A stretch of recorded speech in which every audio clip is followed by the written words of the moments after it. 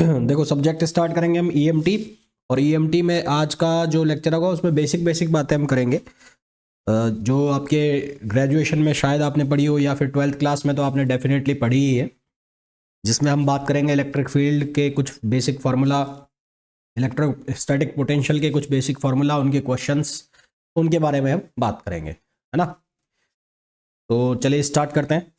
तो सबसे पहले मैं बात करने जा रहा हूँ इलेक्ट्रोस्टैटिक, जो तुम्हारा ये सब्जेक्ट है जिसको इलेक्ट्रिसिटी एंड मैग्नेटिज्म नाम से क्या जानते हैं according to syllabus. Electricity and magnetism,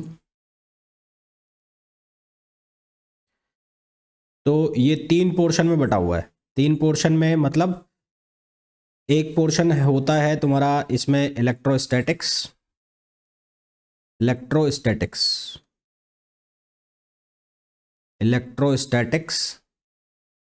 दूसरा होता है मैग्नेटिज्म,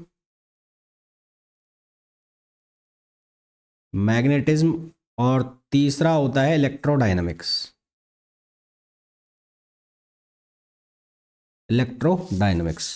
पहले पोर्शन की जब हम बात करते हैं इलेक्ट्रोस्टैटिक्स, मतलब यहां पर चार्ज जो है वो किसमें, रेस्ट में। Charge is in rest. ठीक, यहां पर चार्ज मोशन में है, charge is in motion, but with constant speed. तो यहां पर कांस्टेंट स्पीड के साथ है। कांस्टेंट स्पीड का साथ का मतलब एक्सेलरेशन यहां पर क्या है, 0 है। यहां पर charge is in motion,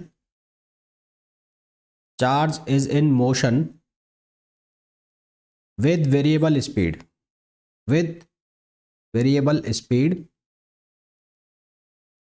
speed का मतलब है कि यहां पर एक्सेलरेशन 0 नहीं है, एक्सेलरेशन इज नॉट 0। तो 3 कंडीशन बनती है जब इलेक्ट्रोस्टैटिक्स आता है, यानी कि चार्ज रेस्ट में रहता है। तो तुम जो पढ़ते हो वो कौन कौन सी चीज़ें पढ़ते हो, एक तो इलेक्ट्रिक फील्ड, यानी कि वो जो कूलम्स लॉ और ये सब चीज़ें पढ़ते हो, इलेक्ट्रिक फील्ड, पोटेंशियल ना, पोटेंशियल, ये सब चीज़ें पढ़ते हो तुम। मैग्नेटिज्म के अंदर आप लोग पढ़ते हो कि magnetic effect of current, magnetism ये पढ़ते हो, जब चार्ज मोशन में होता है तो करंट जनरेट होता है। इलेक्ट्रोडायनेमिक्स में तुम लोग पढ़ते हो इलेक्ट्रोमैग्नेटिक वेव्स हो गया, ऑल्टरनेटिंग करंट हो गया, तो ये सब कहाँ पे पढ़ते हो, ईएमआई हो गया, इलेक्ट्रोमैग्नेटिक इंडक्शन, ये सब पढ़ते हो इलेक्ट्रोडायनामिक्स में। तो सबसे पहला जो पोर्शन हम कवर करेंगे वो करेंगे इलेक्ट्रोस्टैटिक्स, उसके बाद हम पढ़ेंगे मैग्नेटिज्म और इलेक्ट्रोडायनामिक्स। ठीक है, सबसे पहला जो पोर्शन होगा इलेक्ट्रोस्टैटिक्स, देन मैग्नेटिज्म और उसके बाद इलेक्ट्रोडायनामिक्स। इलेक्ट्रोस्टैटिक्स की स्टार्टिंग होगी जो वैसे तो इलेक्ट्रोस्टैटिक की स्टार्टिंग जो होती है वो होती है चार्ज से होती है। चार्ज क्या होता है, चार्ज की प्रॉपर्टी क्या होती है, पर ये सब चीज़ें तुम्हारे लेवल पे नहीं आती है। ये 11th-12th क्लास तक का ठीक है कि चार्ज क्या है, उसकी प्रॉपर्टीज़ क्या है, ये सब वो सब। तो हम बेसिकली जो स्टार्ट करेंगे वो कूलम लॉ से स्टार्ट करेंगे। कूलम लॉ क्या है और उसकी क्या क्या प्रॉपर्टीज़ होती हैं, फिर इलेक्ट्रिक फील्ड थोड़ा बहुत आइडिया लेंगे, और फिर जो इलेक्ट्रिक पोटेंशियल आज की क्लास में। तो उसके बाद कुछ कल की क्लास में कुछ स्टैंडर्ड फिगर्स हैं, उनकी वजह से इलेक्ट्रिक फील्ड क्या होता है, इलेक्ट्रिक पोटेंशियल क्या होता है, वो हम देखेंगे। फॉर्मूला हमें जानना है, डेरिवेशन की हमें कोई ज़रूरत है नहीं, है ना। तो वो सब चीज़ें हमें देखनी है। तो सबसे पहले मैं बात कर रहा हूँ कूलम्स लॉ से। कूलम्स लॉ,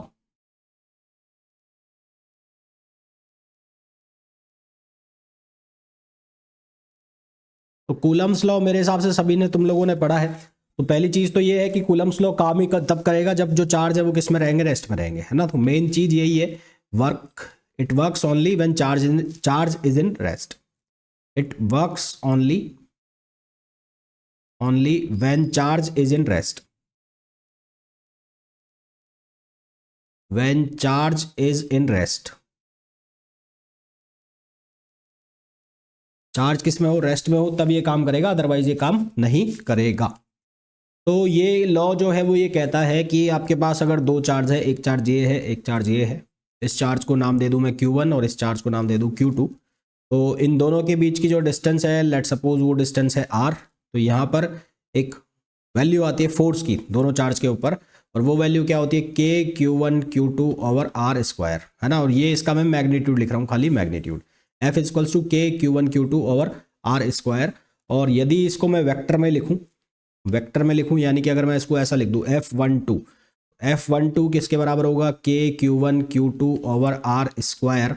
और अगर मैं इसको वेक्टर में लिख रहा हूँ तो मैंने इसको इस तरह से लिख दिया, R12 को लिखा R21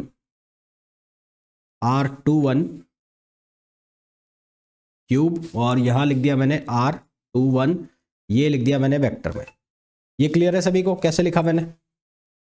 या फिर इसको ऐसे भी लिख सकता हूँ, ये R12 की वैल्यू है, इसको F21 भी लिख सकते हैं। तो ये हो गया के Q one Q two upon R12 cube, और ये R12 वेक्टर। ये हमने वेक्टर में लिख दिया, इसको वेक्टर में।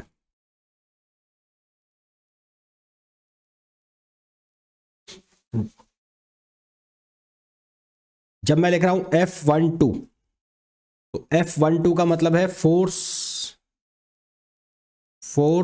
On charge 1, force on charge 1 by 2, है ना, फोर्स ऑन चार्ज 1 बाय 2।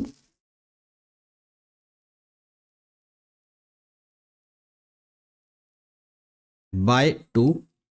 और जब मैं लिख रहा हूं F21, तो इसका मतलब है फोर्स ऑन चार्ज 2 बाय 1। तो अगर मैं यहां पर दो चार्ज ये ले रहा हूं, एक ले रहा हूं 1 और एक ले रहा हूं 2, इसको लिखा Q1 और इसको लिखा Q2, तो यहां से यहां तक अभी मैं इनकी क्या होगा, नहीं नहीं कैप भी लगाएंगे, कैप लगाएंगे उसका भी बताता हूं तरीका, कैप लगाने का भी तरीका बता रहा हूं अभी। तो R1 R2, तो अगर मैं इन दोनों के बीच की डिस्टेंस को लिख रहा हूं R12, तो R12 का मतलब है 1 से और 2 के बीच के डिस्टेंस, और R21 लिख रहा हूं तो 2 से 1 के बीच के डिस्टेंस। तो यहां पर जो फोर्स है, अगर F12 लिख रहा हूं तो F12 का मतलब है कि 1 पर अप्लाई कर रहा है 2, और 2 1 लिख रहा हूं तो उसका मतलब है कि 2 पर अप्लाई कर रहा है कौन, 1। अच्छा, अब ये जो लिखा हुआ है वेक्टर R12 वेक्टर का मतलब हो गया R12 यूनिट वेक्टर और R12 का मॉड, R12 का यूनिट वेक्टर और R12 का मॉड। इसी तरह से R21 वेक्टर जब लिख रहा हूं तो उसका मतलब है R21 यूनिट वेक्टर और R21 का मॉड। तो अगर इसको चेंज करो तो ये बनेगा F12 के Q1 Q2 upon R21 cube, और R21, तो R21 को इसके अकॉर्डिंग लिखो तो ये क्या बना, R21 यूनिट वेक्टर और R21 मॉड। तो ये कट गया एक, तो यहाँ हो गया स्क्वायर, तो यहाँ बन जाएगा के Q1 Q2 upon R21 square, और ये हो गया R21 कैप, ये हो गया R21 कैप। इसी तरह से अगर आप लिखना चाहो F21, तो ये हो जाएगा के Q1 Q2 upon R12 square, और यहाँ हो जाएगा R12 कैप। क्लियर है?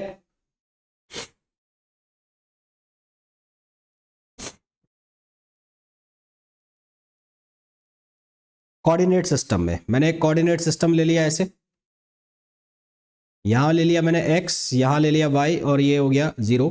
यहां पर कोई चार्ज है Q1 और यहां पर चार्ज है Q2।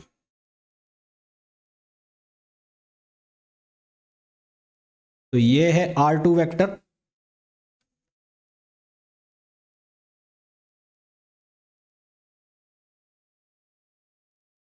ये R1 वेक्टर है, और यहां से यहां इन दोनों के बीच की एक डिस्टेंस है ऐसे।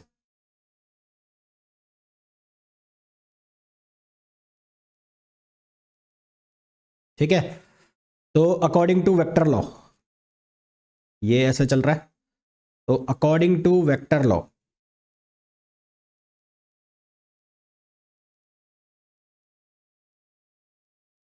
मान लो ये जो डिस्टेंस है ये कैपिटल R है, तो वेक्टर लॉ के अकॉर्डिंग क्या हो गया, R vector plus R1 vector equals to R2 vector. तो यहां से आर वेक्टर किसके बराबर हो गया, R2 vector minus R1 vector. अब मैं कह रहा हूं कि यहां पर जो चार्ज है वो है Q1, यहां पर चार्ज है Q1 और यहां पर जो चार्ज है वो है Q2। ठीक है, ये दो चार्ज है। आर वेक्टर की जो वैल्यू है वो कितनी आ गई, R2 vector minus R1 vector. तो जो इन दोनों के बीच में कूलम फोर्स आएगा 1 जो 2 पर अप्लाई करेगा, यानी कि F21 की वैल्यू किसके बराबर होगी, K Q1 Q2 अपॉन इन दोनों के बीच की डिस्टेंस कितनी है, R। तो अगर वेक्टर के फॉर्म में लिख रहा हूं तो R³ और यहां क्या हो जाएगा, R वेक्टर। जो R वेक्टर है वो किसके बराबर है, R2 माइनस R1। तो F21 2 पर जो 1 अप्लाई कर रहा है तो उसकी वैल्यू क्या हो जाएगी, K Q1 Q2 अपॉन ये कितना हो जाएगा, ये हो जाएगा R2 माइनस R1 क्यूब और यहां हो जाएगा R2 माइनस R1। ठीक है, क्लियर है।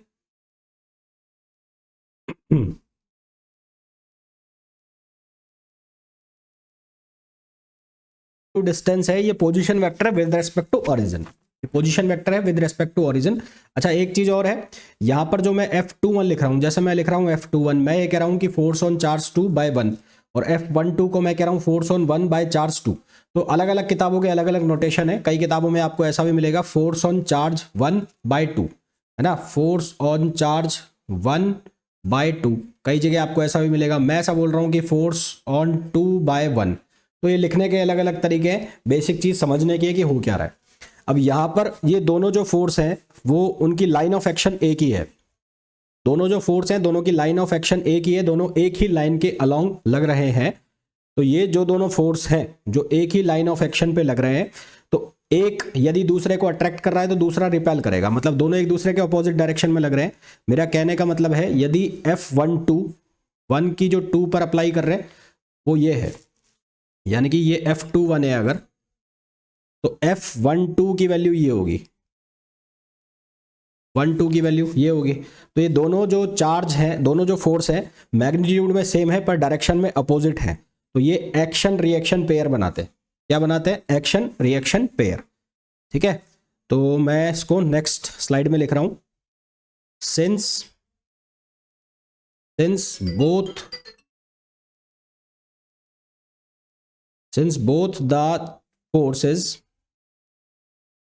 both the forces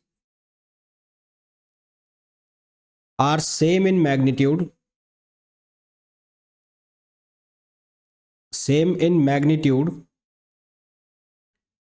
but opposite in direction,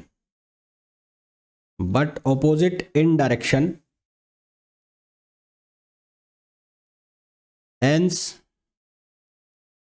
they form action reaction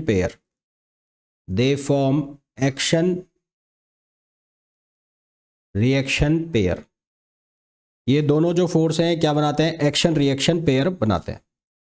ठीक है, एक्शन रिएक्शन पेयर मतलब न्यूटन्स थर्ड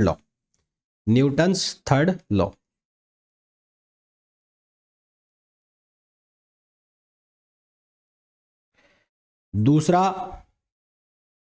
दूसरी चीज क्या हो गई, दोनों फोर्स की जो लाइन ऑफ एक्शन है वो सेम है और जो चार्ज का सेंटर है वहां से पास हो रहे हैं, इसका मतलब ये सेंट्रल फोर्स भी है ना, कि सिंस बोथ द फोर्सेस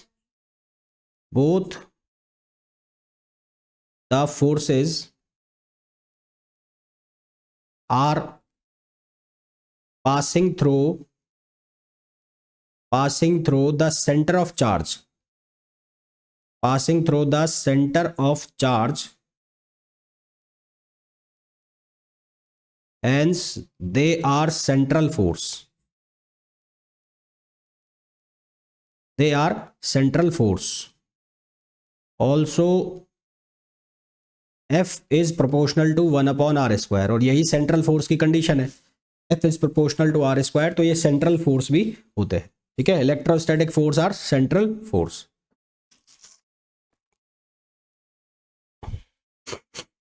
देखो भैया तीसरी चीज देखो, दो चार्ज ये रखे हैं, एक ये है Q1 है और ये Q2 है। तो Q1 Q2 के बीच में लगने वाला जो फोर्स है F12 है चाहे F21 है, उसकी वैल्यू कितनी होगी, K Q1 Q2 upon r square. यदि मैं कोई तीसरा चार्ज लेके आ जाता हूँ, मान लो मैं तीसरा चार्ज यहाँ पर रख देता हूँ, तो इस तीसरे चार्ज का क्या इस वैल्यू के ऊपर कोई इफेक्ट पड़ेगा? ये मेरा क्वेश्चन है।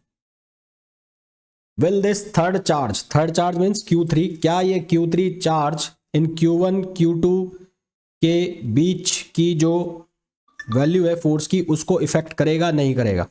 ये हमें बताना है, बताओ।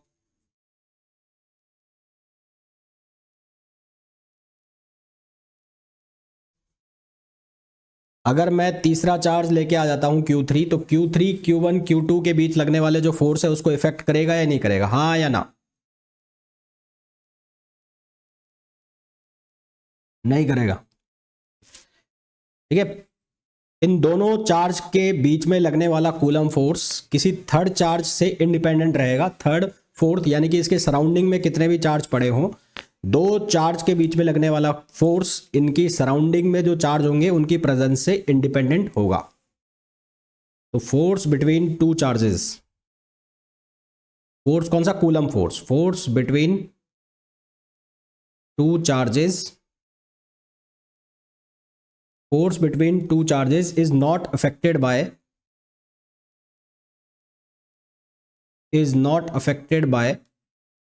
the presence or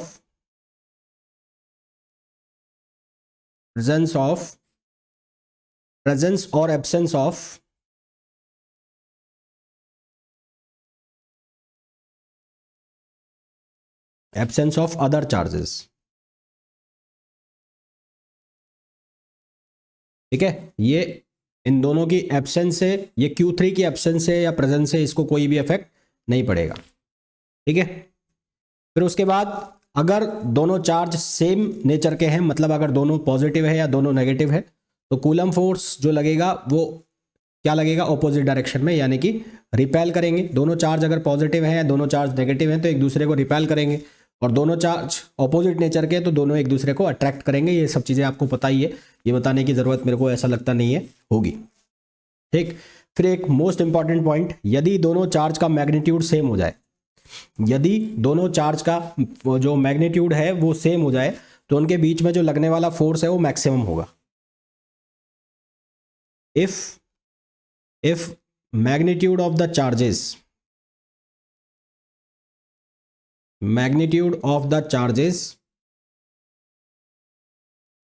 are same, then force will be maximum। तो जो फोर्स है वो क्या लगेगा? मैक्सिमम लगेगा। दोनों चार्ज के बीच का जो मैग्नीट्यूड है वो सेम है, तो जो फोर्स लगेगा उनके बीच में वो क्या लगेगा? मैक्सिमम फोर्स लगेगा। इस के की वैल्यू होती है 1/4πε0, है ना। इस के की वैल्यू क्या होती है? 1/4πε0 फॉर एयर, है ना। और ये 1/4πε0 इसको हम और क्या लिखते हैं? मैं इसको उल्टा लिख रहा हूं मैं इसको दूसरे तरीके से बताता हूं। मैं मीडियम यहां डिफाइन कर देता हूं, मीडियम, और एसआई सिस्टम, और ये सीजीएस सिस्टम।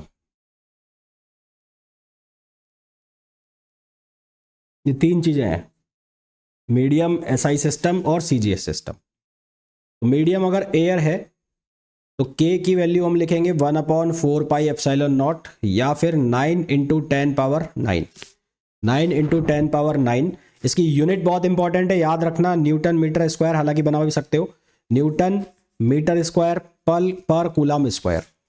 और सीजीएस में जो के की वैल्यू है वो होती है 1, सीजीएस सिस्टम में के की वैल्यू होती है 1। और इसके अलावा कोई दूसरे मीडियम की बात करें, एनी अदर मीडियम,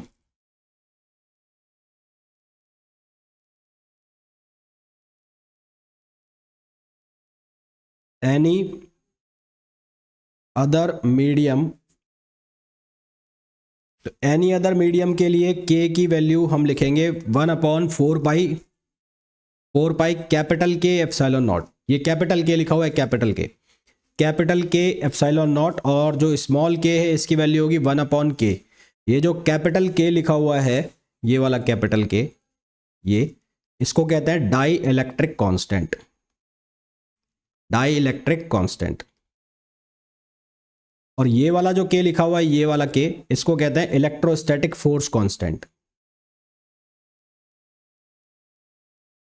इसको कहते हैं इलेक्ट्रोस्टैटिक फोर्स कांस्टेंट। और ये जो कैपिटल के लिखा हुआ है, इसको कहते हैं dielectric constant. Dielectric constant को ई आर, एप्सिलॉन आर भी कहते हैं, इसको एप्सिलॉन आर भी कहते हैं। तो डाई इलेक्ट्रिक कांस्टेंट जो है वो डिफाइन होता है ratio of permittivity, ratio of permittivity of any medium to permittivity to vacuum. Dielectric constant को हम डिफाइन करते हैं, डाई इलेक्ट्रिक कांस्टेंट, इसको हम लिखते हैं कैपिटल के और एप्सिलॉन आर। एप्सिलॉन आर, इसको रिलेटिव परमिटिविटी भी कहते हैं। इसको हम डिफाइन कैसे करते हैं, epsilon upon epsilon not. Epsilon का मतलब होता है परमिटिविटी ऑफ मीडियम, इसका मतलब होता है permittivity of medium upon permittivity of vacuum. Permittivity of vacuum, permittivity of medium upon permittivity of vacuum. Clear है यहां तक?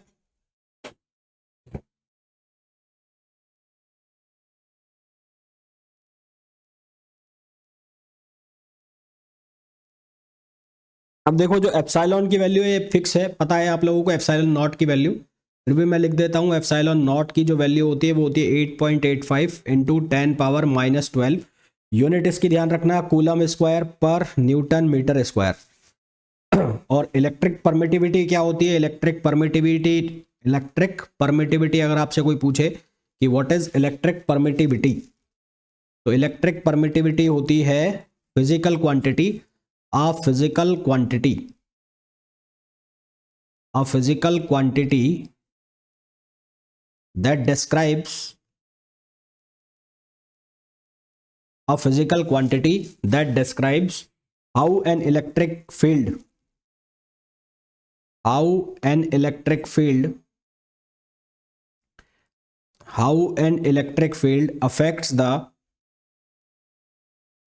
affects and is affected by a medium, affect and is affected by a medium.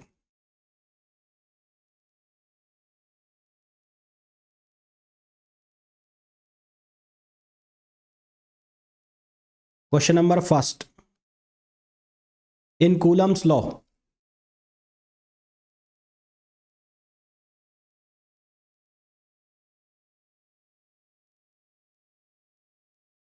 in Coulomb's law, the constant of proportionality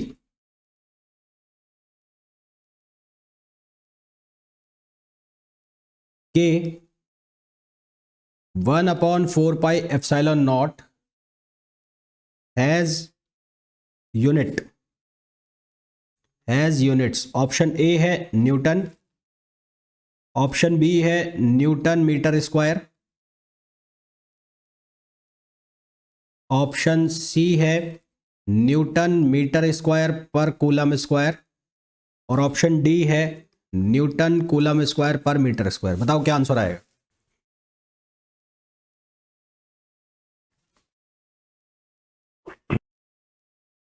C option आ जाएगा, सी।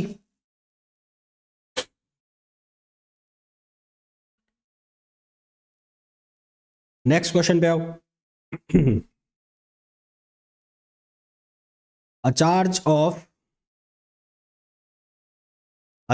of 0.8 coulomb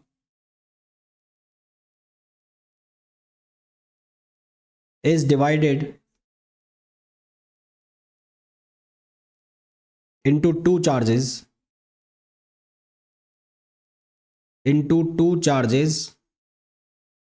q1 and q2. These are kept at a separation, these are kept at a separation separation of 30 centimeter. The force on Q1 will be maximum.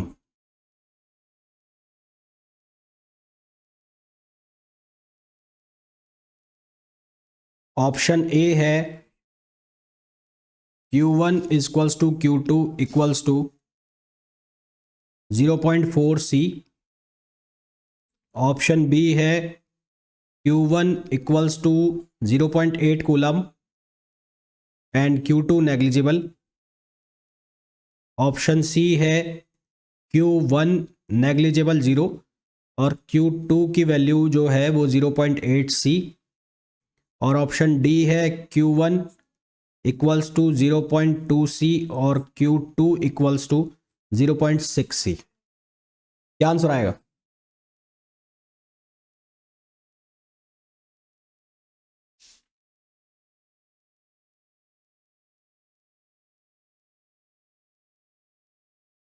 आ जाएगा.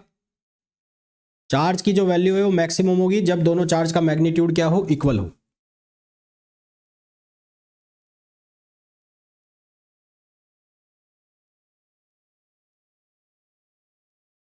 देखो, ये हालांकि तुम्हें statement मैंने रटा दिया है, फिर भी इसका मैं सॉल्यूशन तुम्हें बता देता हूँ ये हो कैसे रहा है. देखो यहाँ पर लिखा हुआ है 0.8 कूलाम.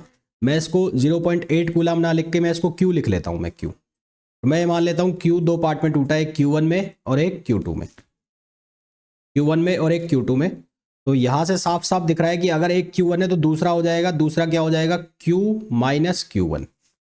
दूसरा हो जाएगा Q माइनस Q1. तो F इक्वल्स टू क्या हो गया, K Q1 Q2 और इन दोनों के बीच के डिस्टेंस R स्क्वायर. तो F equals to K, Q1 की वैल्यू को Q1 रहने दो, Q2 की वैल्यू क्या लिख दोगे, Q minus Q1 upon R square ना. तो इसको जब आप सॉल्व करोगे तो ये बनेगा F इक्वल्स टू K और अपॉन R स्क्वायर. इसको अलग हटा दो, इसको लिख दो Q1 माइनस Q1 स्क्वायर. अब मैक्सिमम मिनिमा की कंडीशन है तो आपको लगाना पड़ेगा डिफरेंशिएशन. डिफरेंशिएशन लगाओगे तो क्या बनेगा, ये बनेगा DF upon DQ, DF upon DQ1. तो DF अपॉन DQ1 करोगे तो सिर्फ इससे हमारा काम होगा. तो ये बचेगा Q माइनस ये बचेगा 2Q1 इक्वल्स टू 0. तो यहाँ से Q1 की वैल्यू कितनी आ जाएगी, Q/2. और Q1 की वैल्यू भी Q/2 है तो Q2 भी कितना आएगा, Q/2. तो एक जनरल सा स्टेटमेंट निकल गया कि फोर्स की जो वैल्यू है वो मैक्सिमम तभी होगी जब दोनों चार्ज सेम मैग्नीट्यूड के होंगे.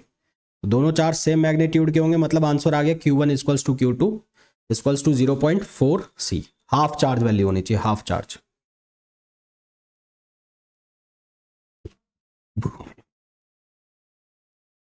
Question number 3.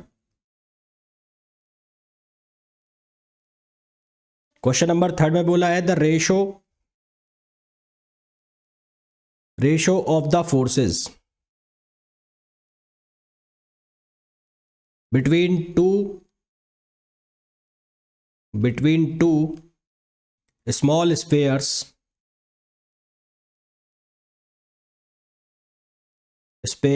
with constant charge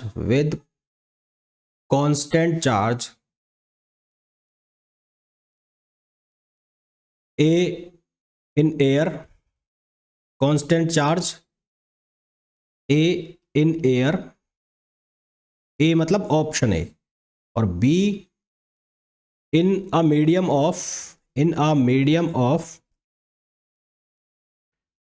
of dielectric constant K.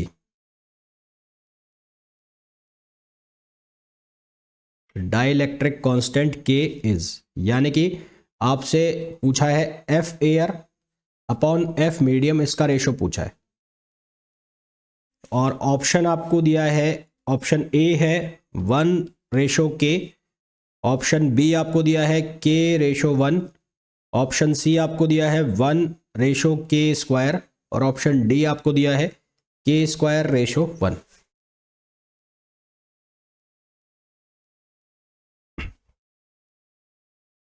Air के लिए फॉर्मूला होगा,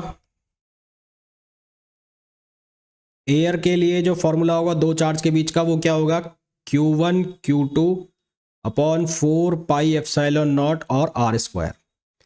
और मीडियम के लिए जो होगा वो क्या होगा, Q1 Q2 over 4 pi epsilon naught capital K R square. तो हमें रेशो निकालना है एयर अपॉन किसका, मीडियम का। तो ये फॉर्मूला जो है कैसे लिखोगे, इसको लिखोगे Q1 Q2 over 4 pi epsilon naught R square.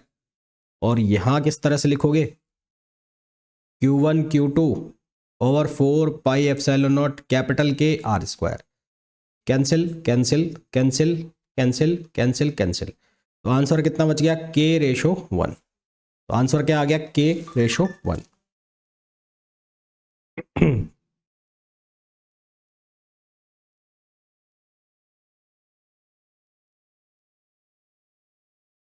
Distance R, exert a force F on each other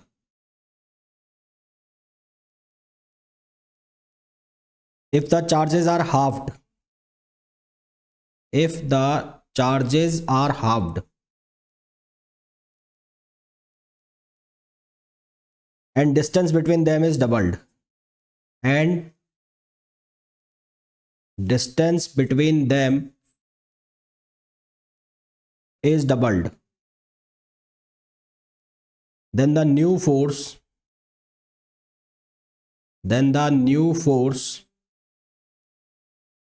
acting on each charge is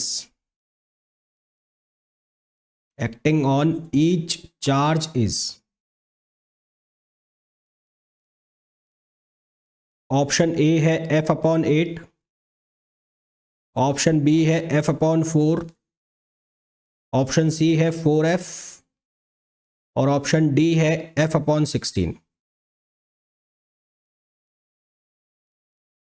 Two charges of equal magnitude and at a distance r exert a force F on each other। पहला case ये है, equal magnitude मतलब इसका भी Q और इसका भी Q, दोनों के बीच की जो डिस्टेंस है वो R है। तो फोर्स जो है वो कितना लग रहा है, KQ² over R square. Case number second number का जो केस है वो ये है कि if the charges are halved, charge की वैल्यू Q/2 कर दी and distance between them is doubled. अब जो है इसको लिख दिया मैंने F1, तो इसको लिख देता हूँ F2। तो ये हो गया KQ²/4 और distance between them is doubled का मतलब 2R, तो 2R का स्क्वायर हो जाएगा 4R स्क्वायर। तो अब क्या इफेक्ट पड़ेगा, new force acting on each charge. तो आप निकाल लो अब F2/F1, F2/F1। तो ये बन रहा है KQ²/16R स्क्वायर। तो ये जो वैल्यू है, और यहां पर भी क्या वैल्यू आएगी, ये आएगी KQ²/R स्क्वायर। तो ये कट गया सब। तो F2 कितना हो गया, F1/16, यानी कि ऑप्शन डी। तो करेक्ट ऑप्शन कौन सा आ गया, डी आ गया, D.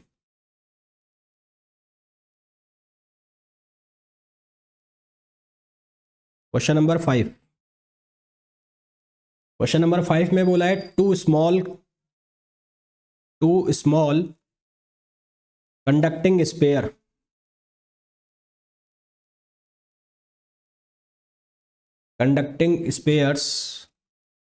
Of equal radius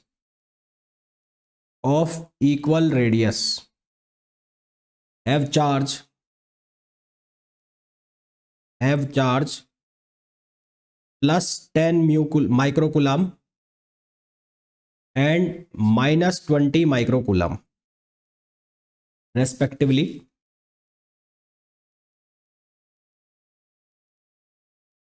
and placed at a distance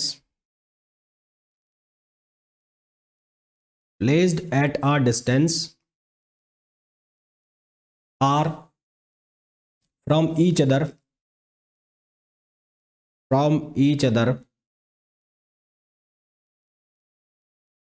and experience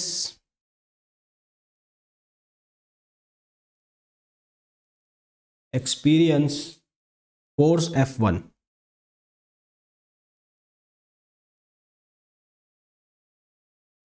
experience force F1. If they are brought in contact, if they are brought in contact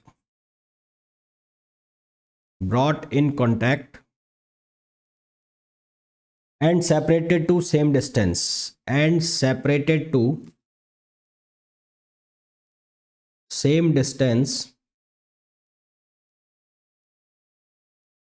they experience force F2.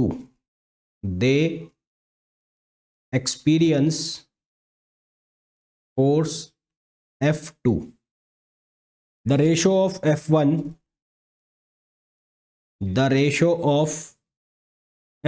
to F2 is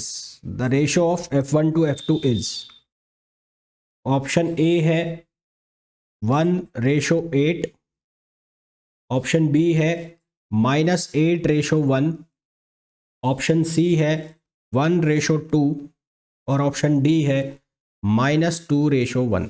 बताओ क्या answer आएगा।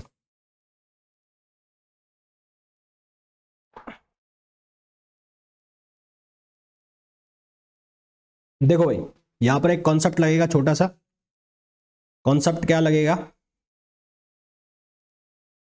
when two identical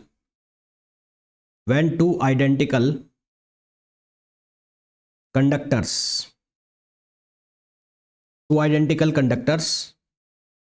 of charge q1 and q2 are brought in contact,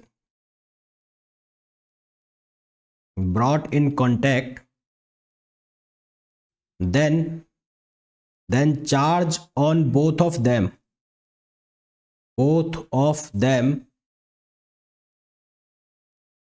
after separation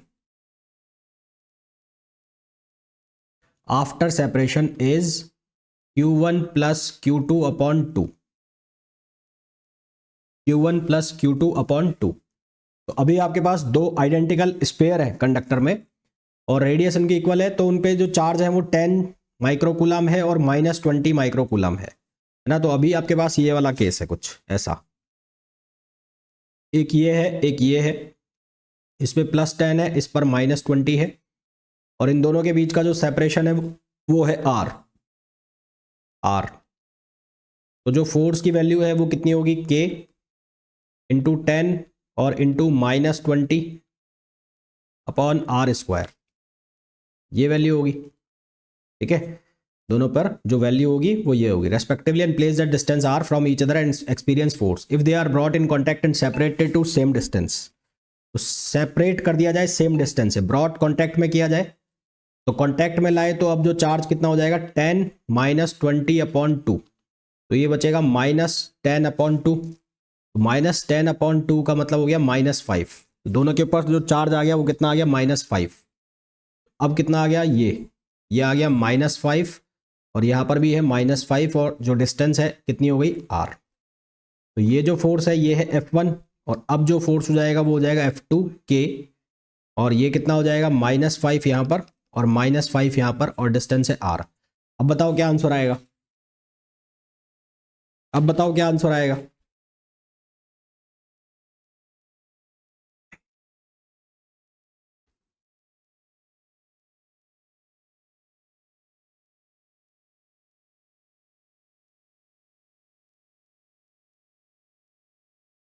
F1 upon F2 का ratio बताना है हमें।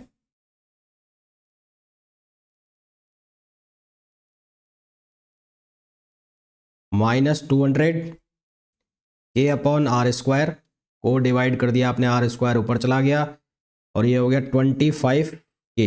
तो K से K cancel, R² से R², ये हो गया -8:1। -8:1, ऑप्शन बी। क्लियर है?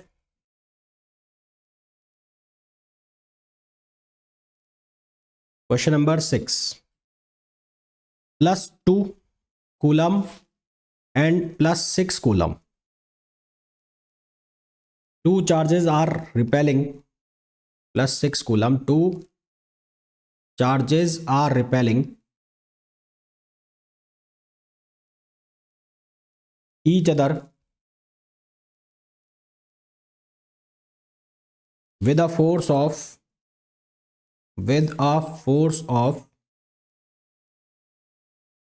12 Newton. If each charge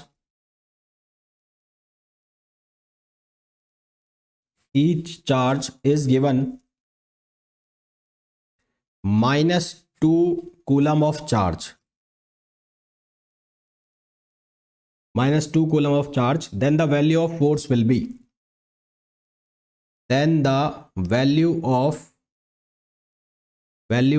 force will be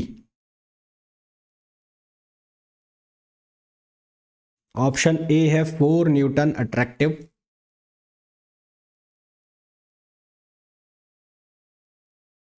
option B है 4 न्यूटन रिपल्सिव,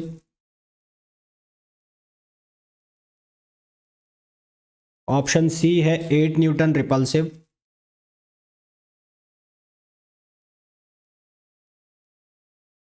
और ऑप्शन डी है 0।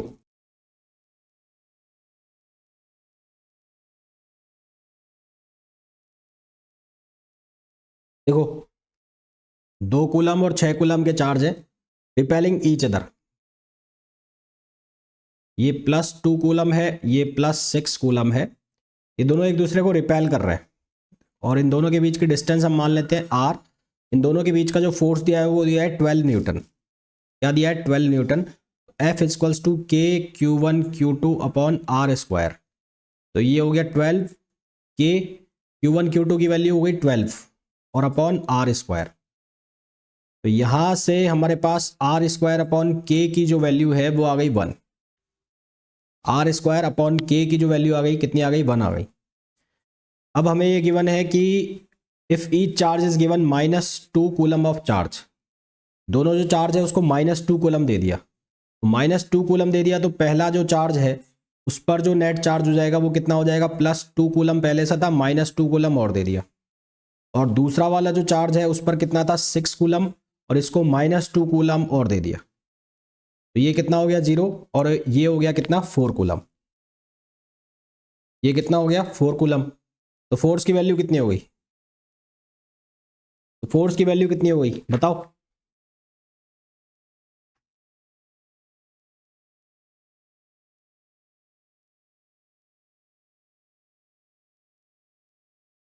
तो यहां तो चार्ज ही नहीं रहा ना, चार्ज रहा ही नहीं, तो F2 जो है उसकी वैल्यू कितनी आ गई? 0 आ गई।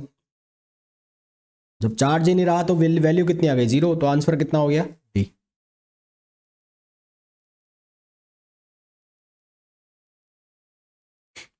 मास, each of mass m and carrying charge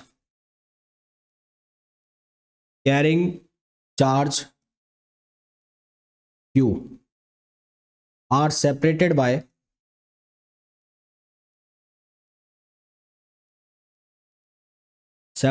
by some distance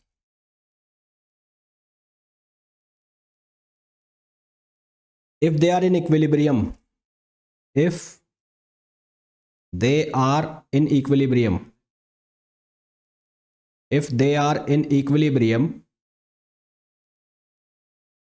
under mutual gravitation,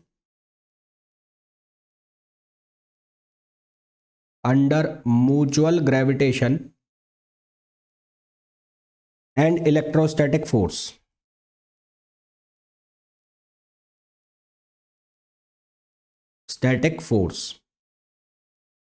then Q by m मतलब coulomb per kilogram is of the order of।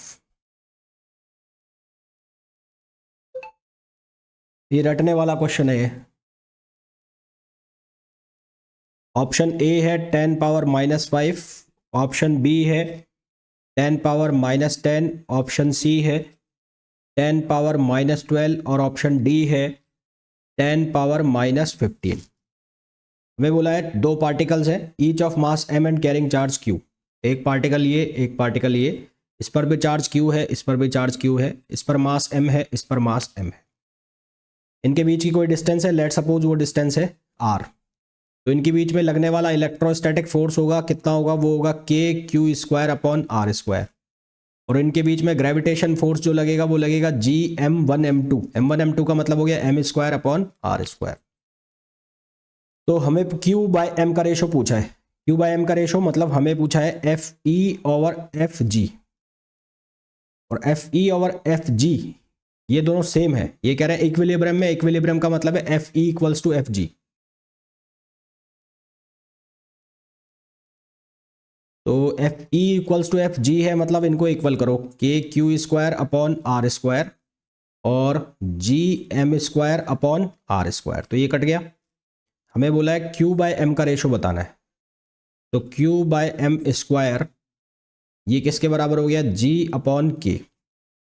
इसके बराबर हो गया G/K। तो ये रेशो आपको निकालना है। Q/m इक्वल्स टू कितना हो गया, √G/K। G की वैल्यू होती है 6.67 इंटू 10⁻11। G की वैल्यू होती है 6.67 इंटू 10⁻11 और K की वैल्यू है 9 इंटू 10⁻9। तो इसको जब सॉल्व करोगे तो यहाँ से आंसर आएगा 10⁻10। तो ये रटने वाला क्वेश्चन है, इसको याद कर लेना।